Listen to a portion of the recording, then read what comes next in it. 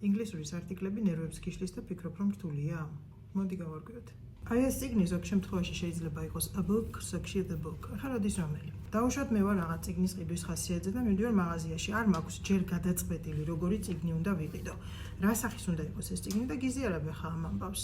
ამ შემთხვევაში აუცილებლად გეტყვი I wanna buy a book. მაგრამ ავიღოთ სიტუაცია, როდესაც მე შეგეუბნები ასეთ ფრაზას: წიგნი, რომელიც შენ მე მირჩიე, ძალიან მომეწონა. ნებისმიერი წიგნი კი არა, აი მაინც და მაინც ის წიგნი შე რომ მირჩიე. ამ შემთხვევაში უნდა გითხრა ასეთი ფრაზა: The book you recommended was great, I liked it so much. აქედან დასკვნა. თუ კონკრეტულად რომელიღაცა კლასის ნივთებიდან რომელიღაცა ერთზე ვსაუბრობ, ამ შემთხვევაში უნდა იყოს არტიკლი the.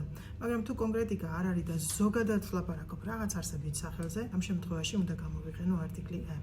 ზუსტად ასეთ ადამიანურ და გასაგებ ენაზეა ახსნილი ჩემს ელექტრონულ წიგნში ყველაფერი.